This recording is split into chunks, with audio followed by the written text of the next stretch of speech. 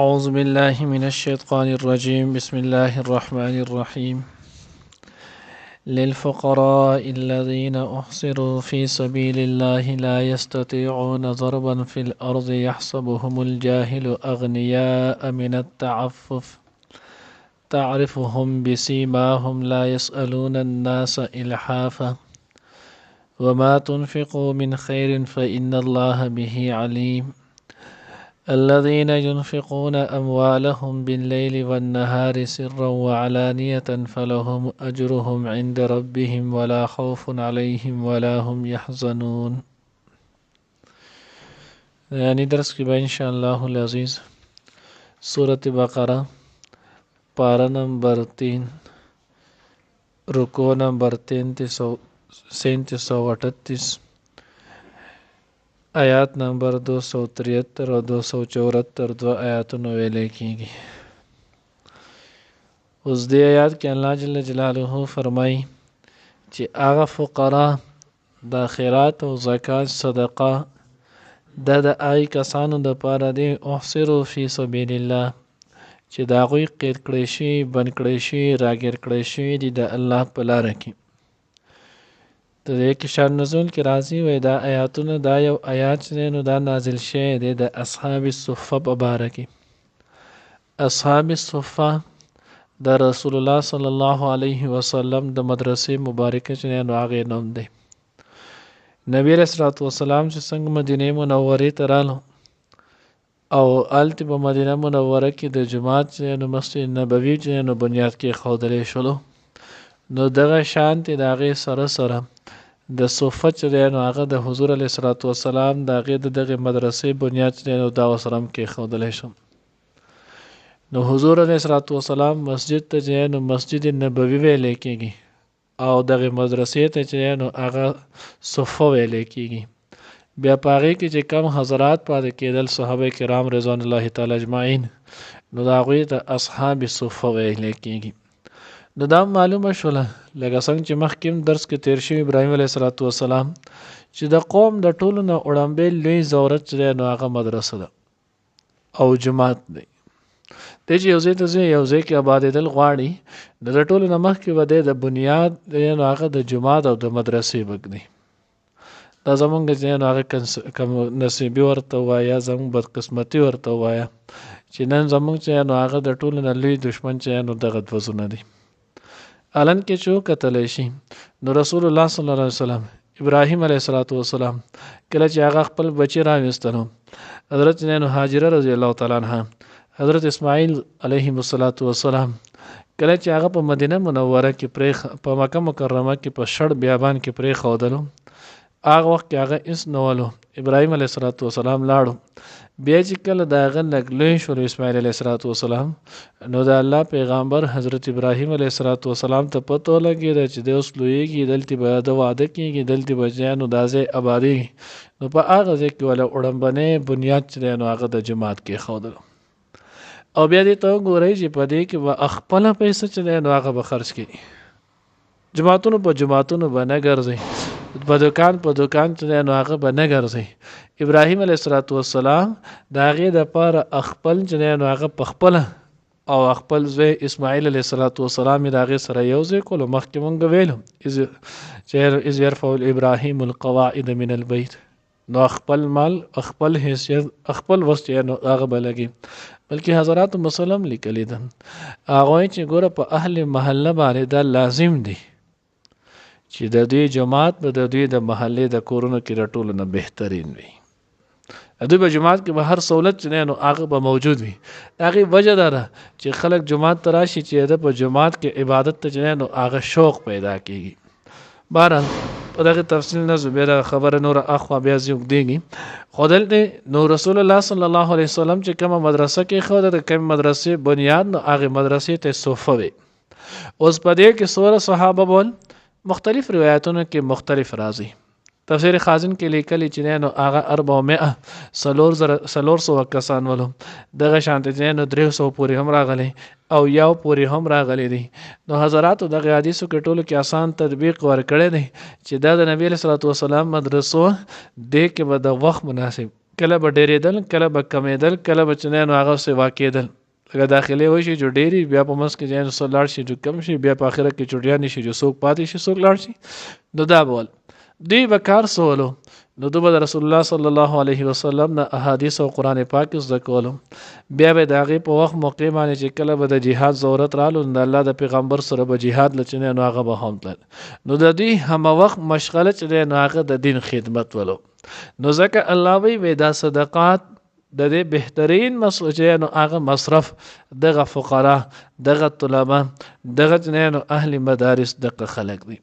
البته یو خبره ځین کې یاد ساتئ، مدرسې باندې زکات نه کیږي، په جماعت باندې زکات نه کیږي، په ټیوبل او واسلو باندې زکات نه ادا کیږي، په لار جوړولو باندې چې نو هغه زکات نه ادا کیږي. رفاهي کارونه چې څومره کوي هغه هر یو فاونډیشن والی په دوی باندې زکات، سرسایه، قرباني چې نو هغه سرمنی واجب شیزونه چې نو هغه په دوی باندې نه کیږي. ځکه د دې کې تملیک شرط دی او تملیک ویل کېږي دی ته چې ته به یو غریب داغې چې نو مستحق داغې مالک به جوړي. ها مدرسه کې داسې وي چې په هغې کې خوراک ورکولی کېږي، یا د دغې مدرسې طالب له کتابونه اخیستلی کېږي، یا جامې ورکولی کېږي، بیا ولې په هغې کولی شي. ځکه د هغه ته ملکیت ته چې نو هغه وخت دی. که د دې په آبادۍ باندې لګي نو آبادۍ باندې دا شیزونه چې نو هغه نه کېږي. نو دا مې یاد ساتئ چې په آبادۍ باندې دا نه کېږي، جومات په دا باندې نه کېږي، لارې باندې نه کېږي. ولې دغې کې چې نو هغه کم مستحق دی هغه ته چې نو هغه تملیک پکې رانلو او په زکات او په دې چې نو هغه واجباتو کې دې کې تملیک مالک جوړول چې نو هغه شرط دي. نو د دې حضرات مبارک الله هغه کسان احصروا فی سبیل الله چې دا غوی د الله په لار کې چې نو ګیر شوي دي، لا یستطيعون ضربا فی الارض چې دا غوی په ځمکه کې چې نو تللی نشي، زمکه سفر چې نو هغه نشي کولی، همه وخت چې نو هغه د دې زده کړې چې نو هغه مشغوله ساتلی او بیا دا غوی چې نو پاک دامنې څومره نو دا غوی الله پاک د پاک دامنې ذکر کوي. یحسبهم الجاهل اغنیاء، جاهل معنی جاهل نه نه ګورئ، جاهل معنی چې نو هغه بے خبره، ناواقفه، یعنی کم کس چې د دین سره ناس پاس نه نو الله وی دې دغه پیژنې هم نه جده محتاج دی. داغه جامد دي چې پاک اغوندي، خپل سوال چې دی نو هغه د چا نه کوي نه، خپل ضرورت او حاجت چې دی نو خلکو ته نه ښکاره کوي. نو خلک وایي چې دا چېرته ښه مالداره دی، دا دی په ده نه کېږي، حالانکې نه وایي دغه چې نو الله وایي دا د هغو پاک دامنې ده. یحسبهم الجاهل، ناخبره چې نو هغه وایي چې دا اغنیا مالداره دي، من التعفف، د وجه د دې چې هغه سوال نه کوي. ته به یې څنګه پېژنې؟ الله وایي تعرفهم بسیماهم، ته به د هغه په علامتونو پېژنې. اوس علامتونه مختلف، بعض وخت کې سړی چې نو هغه کور کې مسئلې په منځ کې د سره چې نو هغه خرچه نه، کله چې نو هغه د سره بیماری، کله چې نو هغه چیچ نه، کله چې نو هغه د بجلی بل، کله چې نو هغه د ګیس، دنیا شي چې نو هغه مسائل دي. څنګه چې ستا خپلې داسې نو هغه د تصور وکړه. اوس چې کله دا ټول مسائل دي دا څه دي نو څنګه به پیژنې؟ الله وی تعرفهم بسیماهم، ته به په علامتونو پیژنې، د هغه باندې به د هغې اثر وي.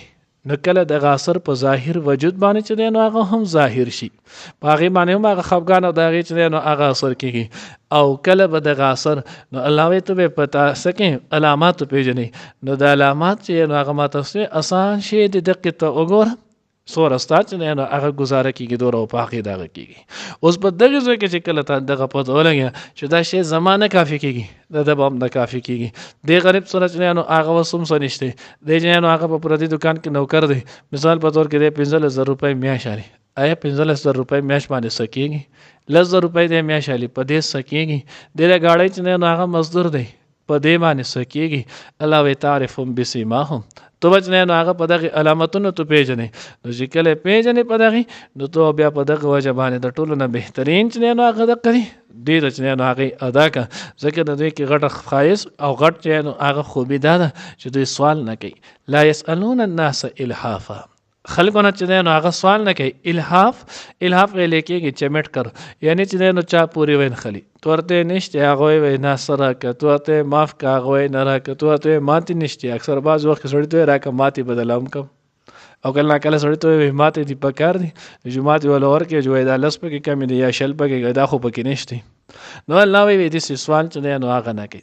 تفسیر خازن کې یو الحاف بل معنی کړي هغه وی دلته بدلی بچ نه لا يسالون الناس الحافا خلقنا بسوال نه کوي الحاف. نو وی الحاف سوال هغه صورت کې دی چې کله د سره چې نو د غرمې ډوډۍ وي او ماخام نه دی د ماخام د پاره سوال نه کوي. ماخام وکړوا او سبب یا چې نو د سار نو دی به سوال نه کوي. کله د سره د یو ټیم وخړو د بل ټیم مو سوال کولو نو دا بیا په الحاف کې دی.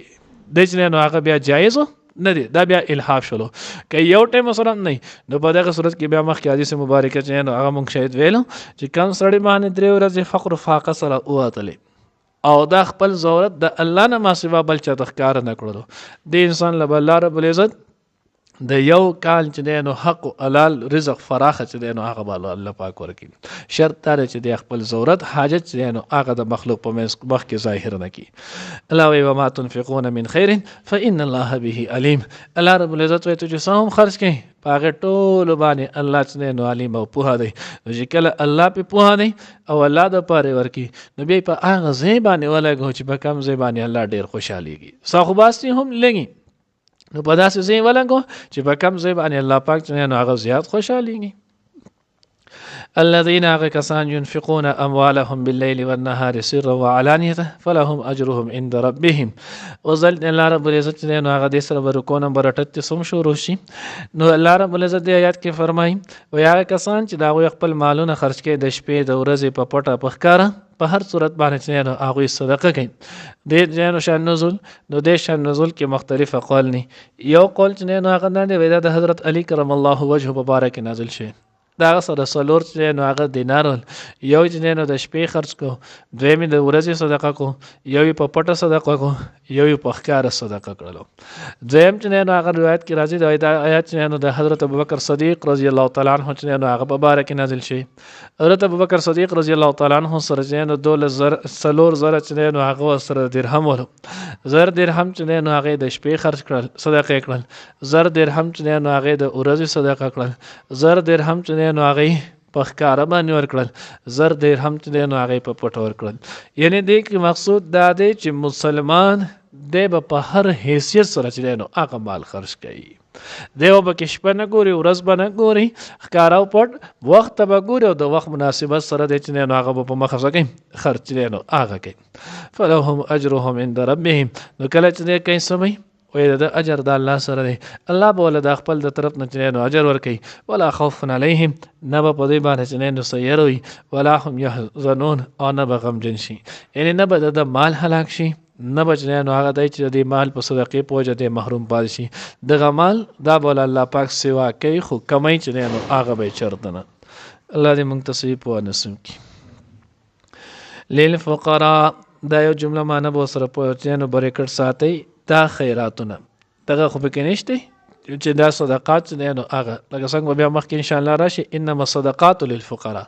نو دلته دا صدقه معنی چې نو دا به سره بریکټ کی للفقراء د فقیرانو د پاره دي. نو دا صدقه خیراتونه للفقراء د فقیرانو د پاره دي الذين کسان احصروا چې قید کړي شي راګر کړي شي د فی سبیل الله د الله په لار کې لا یستطيعون ضربا فی الارض چې طاقت نه لري چې نو د سفر کولو فی الارض پس مکه کې یحسبهم الجاهل گمان کی پاغوی بانی نا خبر اغنیاء دمالدار من التعفف د سوال نه د بچ کې دو په وجه تعرفهم تو به پیجنې هغوی بسیماهم د هغوی د مخونو په اثر باندې لا یسألون الناس هغوی به سوال نه کوي د خلکو نه الحافا ان خطلو سره وما تنفقو او هغه څه چې ورکوئ تاسو خرج کوئ من خیر د مال نه فإن الله بشک الله پاک به په هغې باندې علیم پوه دی. الذين کسان ينفقون چې خرج کوي اموالهم خپل مالونه باللیل د شپې والنهار او د ورځې سرا په پټه وعلانیة او په ښکاره فلهم پس د هغوی دپاره اجرهم د هغوی اجر دی عند ربهم د هغوی د رب سره ولا خوف علیهم او نشته دی سیر علیهم په هغوی باندې ولا هم یحزنون او نه به هغوی غمجن شي.